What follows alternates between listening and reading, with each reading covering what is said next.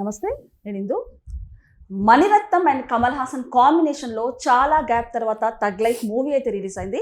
అయితే కాంట్రవర్సీల మధ్య ఈ మూవీ రిలీజ్ అయిందని చెప్పొచ్చు. సో మరి ఈ నేపథ్యంలోనే ఫస్ట్ డేనే ఫ్యాన్స్కి డిసప్పాయింట్మెంట్ అయిందని చెప్పొచ్చు. మరి దీని గురించి మాట్లాడడానికి మనతో పాటు డాక్టర్ దుర్గా వడ్లమాని గారు ఇప్పుడు మనతో ఉన్నారు. నమస్తే మేడం. నమస్తే అండి మేడం, మరి చాలా గ్యాప్ తర్వాత మణిరత్నం అండ్ కమల్ హాసన్ కాంబినేషన్లో తగ్ లైఫ్ మూవీ అయితే రిలీజ్ అయింది. సో మనకు తెలిసిందే కాంట్రవర్సీల మధ్య అయితే మూవీ అయితే రిలీజ్ అయింది. సో మరి ఫస్ట్ డే చూసుకుంటే తగ్ లైఫ్ మూవీకి సంబంధించి ఫ్యాన్స్లో అయితే డిసప్పాయింట్మెంట్ అయితే కనబడుతుంది. ఏమంటారు మేడం దీని గురించి? గతంలో అమీర్ ఖాన్ మూవీ తీసుకుంటే ఆయన మాట్లాడిన మాటల వల్ల డిజాస్టర్ అయిపోయింది. అవును. కాకపోతే ఇక్కడ గుడ్డిలో మెల్ల 16 కోట్ల దాకా వసూలు చేసింది. నేను అంటే భారతీయుడు 2నా ఇది భారతీయుడు 2తో పోలిస్తే భారతీయుడు 2 అట్లీస్ట్ 26 కోట్లు వచ్చింది ఫస్ట్ డే. అంటే ఇది కాంట్రవర్సీ చేసుకున్నాడు కమల్ హాసన్. అది కావాలని చేసుకున్నాడా, యాక్సిడెంటల్గా జరిగిందా ఆయనకే తెలియాలి. ఓకే. ఇప్పుడు అనవసరంగా భాషా విభేదాలు తీసుకొచ్చి ఒక భాషని ఆయన తక్కువ చేసి మాట్లాడి, అది తక్కువ చేసి మాట్లాడటం ఎక్కువ చేసి మాట్లాడటం మనకు కరెక్ట్గా తెలియదు. కానీ మొత్తానికి తమిళ్ చాలా గొప్ప భాష అన్నారు కదా. ఇక్కడ నాకు ఒక చిన్న డౌట్ వచ్చింది. ఏంటంటే మీకు అంత తమిళ మీద ప్రేమ, నా జీవితం నా ఇది అన్నీ కూడా అంటే నేను తమిళకే నా ఇది అంకితం అన్నట్టు మాట్లాడాడు ఆయన. మరి అంత అంకితం అని మాట్లాడిన వ్యక్తి థగ్ లైఫ్ అని ఎందుకు టైటిల్ పెట్టాడు? ఎందుకంటే గతంలో కరుణానిధి గారు తమిళంలో మీరు సినిమా పేరు ఉంచితే మీకు అవార్డు ఇస్తామని చెప్పారు, రివార్డు ఇచ్చారు. ఓకే. అప్పట్లో అది ఒక హవాలాగా కొనసాగింది, అంటే తమిళ పేర్లే పెట్టడం. మరి ఇంత తమిళ అంటే నాకు పిచ్చి, తమిళ నుంచి కన్నడ వచ్చింది అని చెప్పిన ఎవరు కమల్ హాసన్ గారు మరి థగ్ లైఫ్ అని ఎందుకు పెట్టారు? దానికి సరైన పదం తమిళంలో దొరకలేదా, లేకపోతే అసలు తమిళం గురించి ఆలోచించలేదా? అంటే పైకి మనం మాట్లాడటం వేరు, ఇన్నర్గా మనకుండే ఫీలింగ్స్ ఏంటి అని ఒకటి. రెండోది, ఇది ఏమనుకున్నారు అందరూ కూడా, నిన్న తమిళ వాళ్ళు కూడా ఏమన్నారు, ముఖ్యంగా ఆయన ఫ్యాన్స్ అందరూ కూడా మీకు మేము సపోర్ట్ ఉన్నాము అంటే తగ్గేదేలే అన్నాడు ఆయన. సరే మీరు తగ్గకండి, మీరు క్షమాపణ చెప్పకండి, కోర్టు అడిగినా కూడా మీరు చెప్పక్కర్లేదు అన్నట్టు అందరూ మాట్లాడారు. మేము అవసరమైతే 2 షోలు చూస్తాం చెప్పారా వాళ్ళు. మీకు 15 కోట్లే కదా లాస్ వస్తుంది కర్ణాటకలో రిలీజ్ చేయకపోతే, అప్పుడు మీరు 2 సార్లు చూస్తాం ఈ సినిమా. ఇప్పుడు ఒకసారికే దిక్కు లేకుండా అంటే పబ్లిక్ అంత టైం ఉండదు వాళ్ళకి కదా. ఇప్పుడు ఆవేశంలో ఒక మాట చెప్పటం వేరు, ఆచరణలో అది చూపించటం వేరు. నేను చెప్తున్నది అది. ఇప్పుడు కమల్ హాసన్కి అసలు ఇప్పుడు 70 ఏళ్ల మనిషి, అసలు త్రిషాతో ఆయన చేయడం, అభిరామితో ఆయన లిప్ లాక్ చేయడం ఎవరికి నచ్చలేదు. దానికి అభిరామి ఏదో నిన్న ఎక్స్ప్లెనేషన్ ఇచ్చుకుంది, అదేదో 3 సెకండ్లే ఉంటుంది, అది 3 సీన్స్తో అయిపోయిందా, 2 సీన్స్ ఏదో ఆవిడ ఎక్స్ప్లెనేషన్ ఇచ్చుకుంది. అసలు నాకు అర్థం కాని విషయం ఏంటంటే, మీరు ఒక తమిళ్ పన్పాడు అంటారు, అంటే తమిళ సంస్కృతి గురించి వీళ్ళు మాట్లాడతారు. తమిళ సంస్కృతి గురించి మాట్లాడేటప్పుడు రొమాంటిసిజం వేరు, రొమాంటిక్గా చూపించటం వేరు. ఇప్పుడు శృంగారం అంటే ఏదో తప్పుగా కాదు అది, ఆ పదం యాక్చువల్గా ఒక ప్రణయానికి సంబంధించి అనుకోండి ఆ పదం. అంటే ఒక హీరో హీరోయిన్లు ఒక దగ్గరగా ఉండడం, ఇలాంటివి చాలా అందంగా చాలా లాలిత్యంగా చూపించవచ్చు.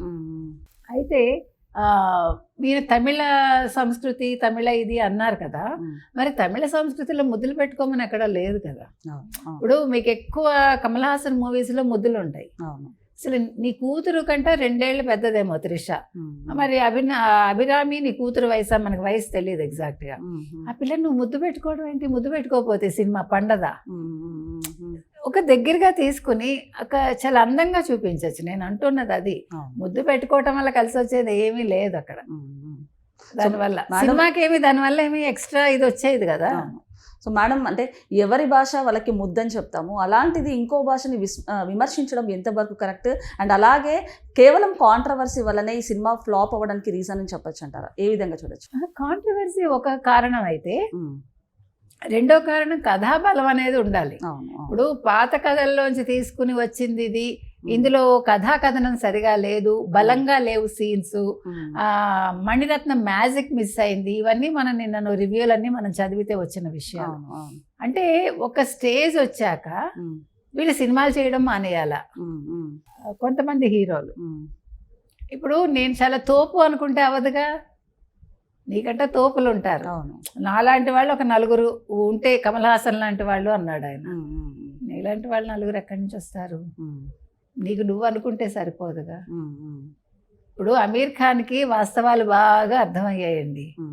ఇప్పుడు మహాభారతం చేసేసి అక్కడితో నేను అలా యాక్ట్ చేస్తూనే చచ్చిపోవాలని ఏదో పెద్ద ఇంకొకటి మీరు గమనించండి, ఈ సింపతిలో ఒకటి చచ్చిపోతున్నాం. అనారోగ్యం అంటారు, ప్రమోషన్స్కి వచ్చి డబ్బులు లేవంటారు, లేదు నాకు ఇదే చివరి మూవీ, లేకపోతే ఇంకేదో డ్రామాలు. ఎందుకు ఈ సింపతి డ్రామాలు? కథ నచ్చితే ప్రజలు చూస్తారు. ప్రజలకు ఎవరి మీద ప్రేమ లేకపోతే తక్కువ ప్రేమ ఎక్కువ ప్రేమ ఉండవండి. వాళ్ళ కథ బాగుంటే చిన్న సినిమాలు కూడా ఎంత బాగా ఆదరిస్తున్నారు. ఇప్పుడు కోర్టు సినిమా తీసుకోండి, ఎంత మంచిగా హిట్ అయింది. బలగం సినిమా తీసుకోండి, ఎంత మంచి, అంటే మనసుకు టచ్ చేసింది. ఇప్పుడు కమల్ హాసన్ లాంటి వాళ్ళు ఆయన వయసుకు తగ్గట్టు మంచి పాత్రలు ఎన్నుకుని మంచి సినిమాలు చేయొచ్చు, తప్పులేదు. కానీ ఇంకా నేనే హీరోగా ఉండాలి అనుకుంటే మరేమో జీరో అవుతారేమో మనకు తెలియదు. ఏది ఏమైనా అనవసరంగా వివాదం కొని తెచ్చుకున్నారు, అనవసరంగా ఆయన అహంకారానికి వెళ్ళాడు, క్షమాపణ చెప్పలేదు. నేను ప్రేమగా అన్నాను, ప్రేమగా అనడం ఏమిటి? ఒకళ్ళు తిట్టేసి నేను ప్రేమగా తిట్టానంటే వాడు ఊరుకుంటాడా? లేదు ఒకటి పొడి చేసి ప్రేమగా పొడిచానంటే వాడు బతికొస్తాడా? లేకపోతే నువ్వు జైలుకి వెళ్తాం మానేస్తావా? అంటే నేను అనేది మెచ్యూరిటీ ఎక్కడ మిస్ అవుతుంది, లాజిక్ ఎక్కడ మిస్ అవుతున్నారు వీళ్ళందరూ. అంటే చేయాల్సినవన్నీ చేసి ప్రేమగా అంటూ సారీ అంటూ చెప్పేస్తున్నారు నార్మల్ గా. మీరు ఇప్పుడు సారీ అంటలేదు, ఈయన సారీ చెప్పననే కదా ప్రేమగా అన్నాడు. ఈయన తగ్గిపోడు సారీ చెప్తే. ఇప్పుడు ఈయన స్టేజ్ ఏం అయిపోదు. నువ్వు ఇంకా మంచివాడిగా ఇంకా బాగా ప్రొజెక్ట్ అయి ఉండేవాడివి. కర్ణాటక వాళ్ళని నెత్తిని పెట్టుకుని ఉండేవాళ్ళు, ఎందుకంటే కర్ణాటక వాళ్ళు చాలా మంచి వాళ్ళండి. తమిళ వాళ్ళు ఎంత మంచి వాళ్ళు, కర్ణాటక వాళ్ళు కూడా అంతే మంచి వాళ్ళు. ఎందుకంటే ఇప్పుడు ఎస్పి బాలసుబ్రహ్మణ్యం గారిని నెత్తిని పెట్టుకున్నది ఎవరండి?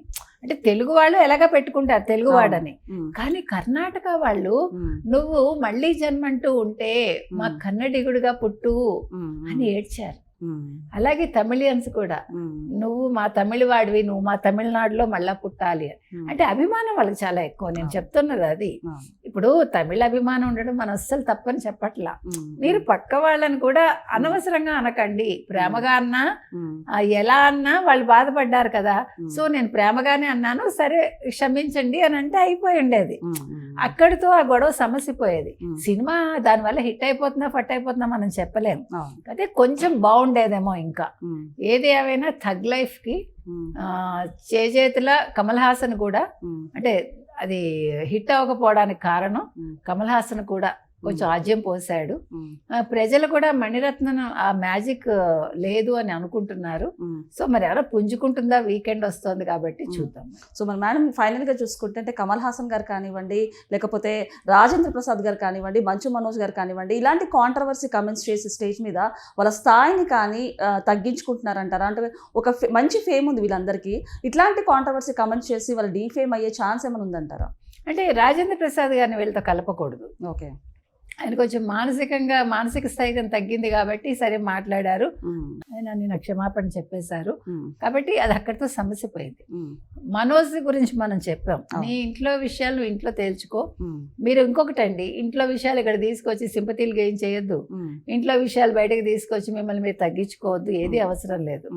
మన వ్యక్తిగతం వేరు, వృత్తి వేరు కదా, ప్రవృత్తి వేరు. కాబట్టి అది ఏమనాలి, పారామీటర్స్ కావచ్చు, లేకపోతే గీతలు వాళ్ళు తెలుసుకుంటే వాళ్ళు ఎక్కడా కూడా మాటలు పడరు. అది ఓకే మేడం, నమస్తే.